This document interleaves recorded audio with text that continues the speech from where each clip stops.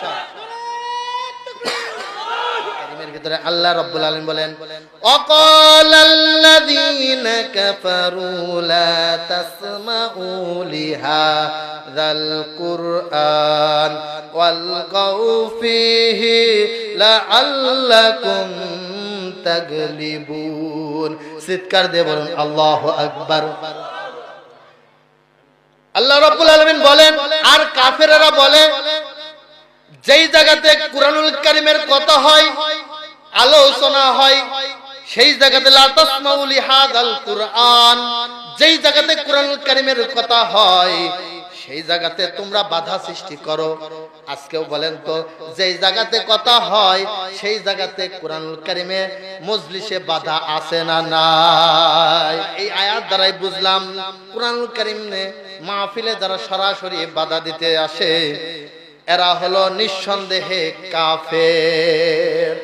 وَإِذَا قِيلَ لَهُمْ تَعَالَوْا إِلَى مَا أَنزَلْنَاهُ وَإِلَى الرَّسُولِ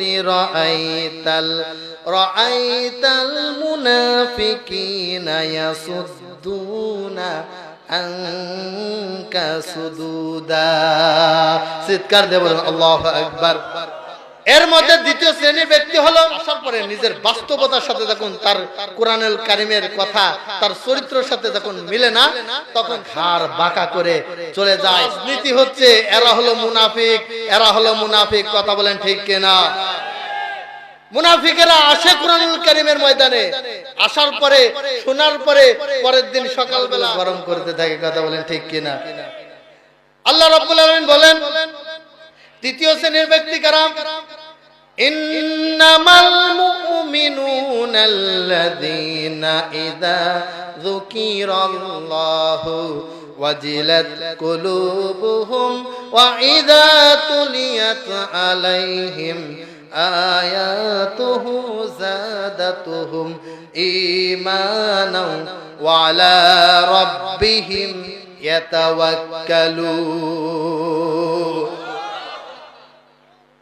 তৃতীয় শ্রেণীর ব্যক্তিরা হলো ইন্নামাল মুমিনুনাল্লাযীনা ইযা যুকিরাল্লাহ, ওই সমস্ত বান্দাদের সামনে আল্লাহ রাব্বুল আলামিনের কুরআনুল কারীমের কথা যখন আলোচনা করা হয় সমস্ত বান্দারা কুরআনুল কারীমের কথা শুনে, কুরআনুল কারীমের কথা শুনতে শুনতে তাদের ভিতরে সৃষ্টি হয়ে যায়, ভয় সৃষ্টি হয়ে যায়। যত কুরআনুল কারীমের কথা শুনতে থাকে তাদের ঈমান আল্লাহ তাআলা আরো বাড়ায় দেয়। এই সমস্ত বান্দারা মৃত্যুকে ভয় পায় না, এই সমস্ত বান্দারা জেল জরিমানাকে ভয় পায় না, এই সমস্ত বান্দারা দুনিয়ার কোন ব্যক্তির চক্ষু গরমকে দেখে ভয় পায় না। এই সমস্ত বান্দারা তাদের সামনে একমাত্র আল্লাহ রাব্বুল আলামিনের ভয় তাদের থাকে। এই সমস্ত বান্দাদের দিলের ভিতরে কোনো বান্দার ভয় থাকে না। চিৎকার দেবেন সুবহানাল্লাহ।